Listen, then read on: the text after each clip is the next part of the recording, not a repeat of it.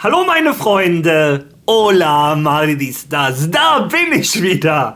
Entschuldigt zunächst einmal, dass in den letzten 2 Tagen so wenig Content kommt. Aber um ehrlich zu sein, ich habe hier in Las Vegas unglaubliche Probleme mit dem Internet. Es ist schon fast unmöglich, einen Short hochzuladen.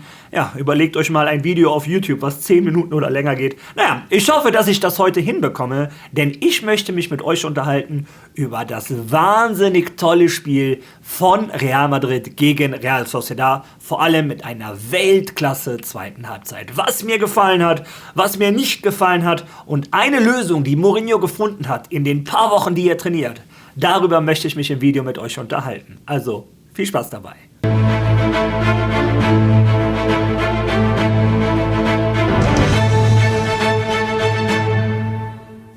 Na also, es geht doch. Dieses Real Madrid macht endlich wieder Spaß und macht Hoffnung auf mehr. Nach dem ersten Saisonspiel bei Espanyol Barcelona waren bei vielen Madridistas noch ein großes Fragezeichen, denn auch wenn wir bei Espanyol Barcelona zwar gewonnen haben, war das mit Hängen und Würgen, ohne richtige Torchancen zu erspielen, durch ein Tor in der Nachspielzeit von Carlos Espi. Also viele Madridistas haben sich schon gedacht, oh mein Gott, es geht schon wieder los. Heute hat man das nach so einer halben Stunde dann im Bernabeu auch tatsächlich gehört. Viele waren verwundert, dass die Pfiffe gekommen sind, aber mich hat es ehrlich gesagt nicht gewundert. Diese Pfiffe waren nicht unbedingt für die halbe Stunde heute. Diese Pfiffe waren auch für das Spiel gegen Espanyol Barcelona und vor allem waren diese Pfiffe auch für die letzten 2 Jahre. Wir Madridistas sind seit 2 Jahren durch die Hölle gegangen und haben nicht mehr viel Geduld. Ja, und das hat man heute nach einer halben Stunde gehört. Doch bevor wir uns weiter über das Spiel unterhalten, möchte ich mir erstmal die Aufstellung mit euch angucken, die ein José Mourinho gewählt hat.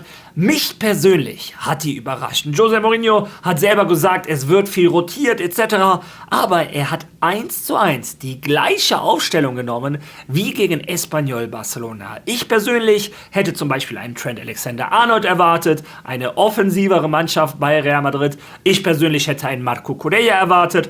Ich persönlich hätte auch gedacht, dass vielleicht die Positionen von Arda und Bellingham tauschen etc.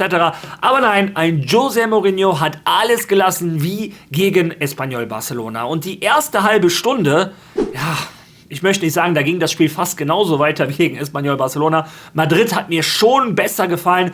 Aber Real Sociedad ist auch kein Fallobst. Die gehen ins Bernabeu, hatten einen klaren Spielplan. Real Madrid tut sich seit Jahren schwer gegen eine Mannschaft wie Real Sociedad, die sehr stark sind, wenn sie am Ball haben. Es fällt Madrid sehr schwer, den Ball zurückzuerobern, wenn Real Sociedad den hat.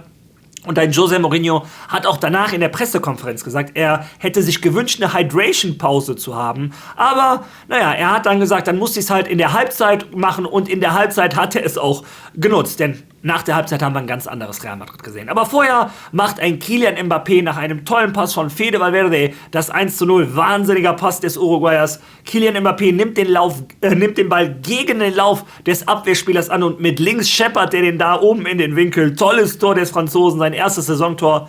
Ja, Tor 2 und 3 hat er auch noch folgen lassen. Ja, und Real Madrid, ich weiß nicht warum, aber kassiert das 1:1 und das war, glaube ich, der zweite Torchance von Real Sociedad. Ein Ball, bei dem Konaté nicht ganz gut aussieht bei dem Zweikampf, er möchte nicht zu viel riskieren. Ja, dann wird der Ball abgefälscht, geht an den anderen Pfosten. Ein Álvaro Carreras ist vorher schon eingerückt, dadurch spielt der Gegenspieler frei, er rutscht noch rein, aber ja, 1:1 und wir Madridistas haben uns gefragt, wie kann das sein, dass jeder Gegner, der zu uns kommt, im 16er direkt beim ersten Mal trifft? Gegen Espanyol Barcelona war es ja quasi das Gleiche. Ja, wie dem auch sei, in der zweiten Halbzeit haben wir ein ganz anderes Gesicht gesehen, haben wir ein ganz anderes Real Madrid gesehen. Es war Pressing, es war Spritzigkeit, es waren Ballstaffetten. Das Tor, das 2:1, da hatte, glaube ich, Real Madrid 20, 23, 24 Pässe gespielt. Das war der absolute Wahnsinn, wie der Ball da hin und her gegangen ist. Ja, auf jeden Fall in der 60. Minute Real Madrid dann mit dem 2:1, wie der Kylian Mbappé, der hat sich heute gedacht, ich treffe nur bei den geraden Zahlen, das war 40. Minute, 60. Minute, 80. Minute, genau auf Punkt, alle 20 Minuten macht der Franzose seinen Hattrick. Ja, und ich muss sagen, in der zweiten Halbzeit hat mir bei Real Madrid fast alles gefallen. Wie gesagt, auch ein Arda ist mehr eingerückt, hat einmal einen wahnsinnigen Pass auf Kylian Mbappé gespielt. Den hat er noch verschossen. Wenn wir Kylian Mbappé auch nochmal ein bisschen kritisieren wollen, es fällt natürlich schwer, einen Spieler zu kritisieren, der gerade einen Hattrick gemacht hat, aber in der ersten Halbzeit läuft er einmal von links mit einem spitzen Winkel alleine aufs Tor und Arda Güler ist in der Mitte alleine. Madrid muss nur das FIFA-Tor machen. Kylian Mbappé muss querspielen und Arda hat das leere Tor vor sich. Und Kylian Mbappé entscheidet sich aus Spitzenwinkel lieber aufs Tor zu schießen. Ich hoffe, ein José Mourinho liest ihm da die Leviten, denn der Erfolg der Mannschaft, und es geht mir gar nicht darum, dass es Arda war. Viele von euch sagen, ja, du bist so ein Arda-Fanboy. Darum geht es nicht. Es könnte, wer auch immer, Camavinga, Brahim, Fran Garcia könnte da stehen. Das wäre mir egal. In so einer Situation muss man immer querlegen im Sinne der Mannschaft. Hat mich sehr geärgert, bin ich ganz ehrlich. Aber naja, ich möchte diesen tollen Sieg nicht überschatten mit einer blöden Aktion von Kylian Mbappé. In der zweiten Halbzeit ist vor allem ein Jude Bellingham aufgeblüht. Das war der beste Bellingham, den ich seit 2 Jahren bei Real Madrid gesehen habe. Ich hoffe, dass es wirklich daran lag, dass die Schulter ihn immer aufgehalten hat oder so ein bisschen gedrosselt hat.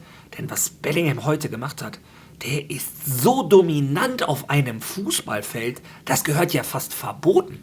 Der gewinnt ja die Zweikämpfe hinten wie vorne. Den Assist auf Vini, wie der sich da durchsetzt, der schießt, der Ball wird abgefälscht, der holt sich den nochmal, der Verteidiger will weglaufen, der holt sich den nochmal, dribbelt vorbei, spielt in die Mitte und Vini macht sein Tor, holt sich den Applaus ab. José Mourinho hat auch gesagt, wenn Vini kein Tor gemacht hätte, hätte er den gar nicht ausgewechselt. Der hat den nur ausgewechselt, weil er ein Tor gemacht hat und er dann den Applaus des Publikums bekommen sollte. Allgemein muss man sagen, dann hat Mourinho logischerweise durchgewechselt, Mbappé wurde nicht mehr benötigt, Arda Güler wurde nicht mehr benötigt, Brahim kam rein, macht noch ein Tor, nach dem Schuss von Carlos Espi stand leider Carlos Espi etwas im Abseits, sonst hätte das Ergebnis noch höher ausfallen können, aber es gibt keinen Grund, sich zu beschweren in der zweiten Halbzeit. Das war toll, angeführt von einem überragenden Bellingham, von einem tollen Kylian Mbappé, gewinnt Madrid das am Ende absolut verdient, auch in der Höhe mit 4:1. Allgemein muss ich auch sagen, Bernardo Silva hat mir heute gefallen. In der Abwehr standen wir bis auf beim Gegentor relativ stabil. Ja, trotz alledem muss ich einige Spieler noch ein bisschen kritisieren. Das machen wir jetzt in der Einzelbewertung der Spieler.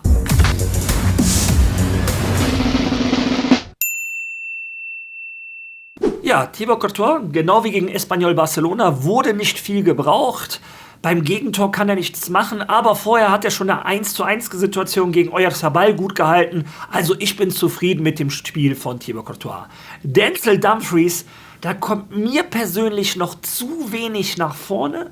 Beim Gegentor steht er auch etwas im Niemandsland, was mich ein bisschen verwirrt hat. Sowas kennt man eigentlich nicht von ihm.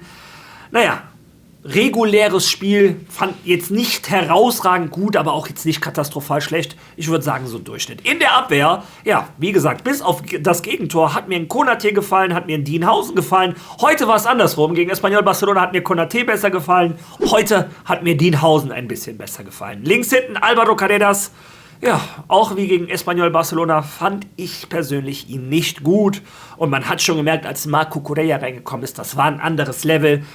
Marco Correa wird Stammspieler von Real Madrid, da gibt es keine Frage. Meiner Meinung nach müsste das schon im nächsten Spiel beginnen. Bernardo Silva und Fede Valverde haben mir heute auf der Doppel-6 sehr gut gefallen. Ein Bernardo Silva hat sehr viel Verantwortung übernommen, hat sich den Ball hinten abgeholt, vorne verteilt. Der Portugiese war überall. Das war bisher das beste Spiel von Bernardo Silva bei Real Madrid. Aber auch da, wie beim Rest der Mannschaft, Fitnesstechnik geht da natürlich noch einiges nach oben und dann werden wir auch öfter solche Spiele sehen. Fede Valverde nach hinten eine Menge gearbeitet, viele Räume zugestellt, viele Wege gelaufen, hatte den Assist zu Kylian Mbappé, also heute bin ich sehr zufrieden mit Fede Valverde. Auf der 10 Jude Bellingham, ja, was soll ich sagen, 10 von 10. In der zweiten Halbzeit hat der Engländer gezeigt, warum er in den nächsten 10 Jahren das Mittelfeld in der Welt des Fußballs dominieren wird.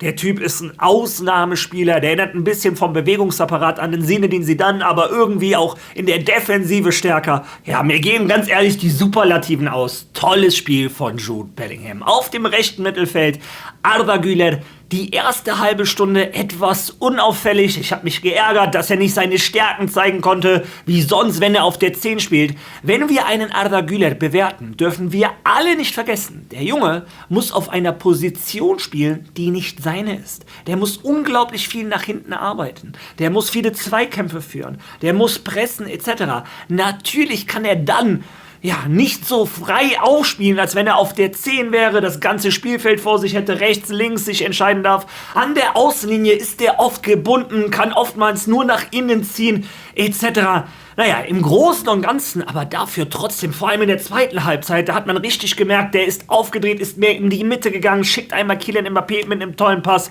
Ja, im Großen und Ganzen kann man ihn nicht kritisieren. Tolles Spiel von Arda Güler. Links Vinny, ja, da teilen sich jetzt die Meinungen. Einige sagen wieder, der war Katastrophe. Erste Halbzeit gebe ich denjenigen recht, da war Vinny wieder nicht gut. Und ich habe mir schon Sorgen gemacht, habe gedacht, die 25 Millionen um Himmels Willen, was haben wir da gemacht für die nächsten 6 Jahre?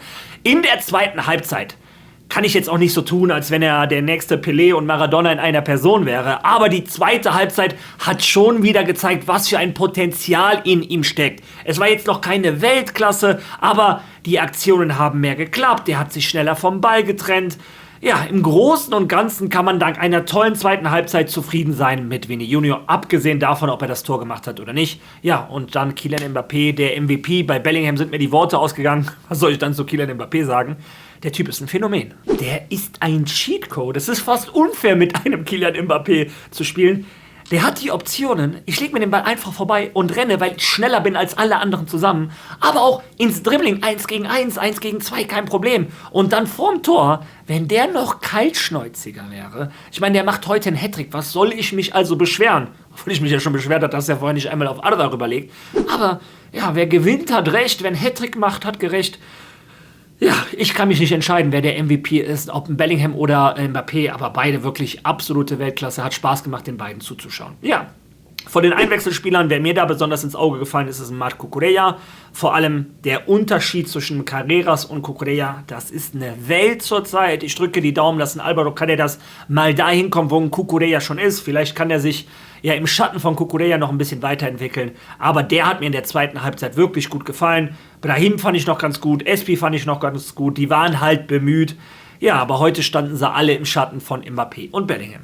Ja, im Großen und Ganzen fährt Real Madrid die nächsten 3 Punkte ein. 6 Punkte nach 2 Spielen. In der zweiten Halbzeit hat Real Madrid gezeigt, was ein José Mourinho mit ihnen trainiert hat.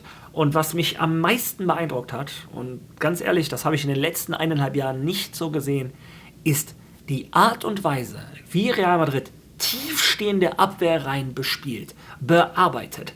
Das hat ein José Mourinho innerhalb von 2-3 Monaten, wie lange ist jetzt Training, schon mit der Mannschaft erreicht. Und wie gesagt, die Spieler sind noch lange nicht bei 100%. Und trotzdem sieht man schon wesentlich schnellere Kombinationen am gegnerischen 16er. Vor allem das 2:1 von Mbappé, wo Arda, Cucurella, Bellingham, Doppelpass mit Mbappé, das ging ja bam, bam, bam, bam, bam, da konntest du ja gar nicht hinterher gucken. Ja, und das sind Lösungen, da kommt auch eine tiefstehende Abwehr nicht hinterher. Ja, und das war ja nicht nur einmal. Also Real Madrid hat es wirklich richtig gut gemacht.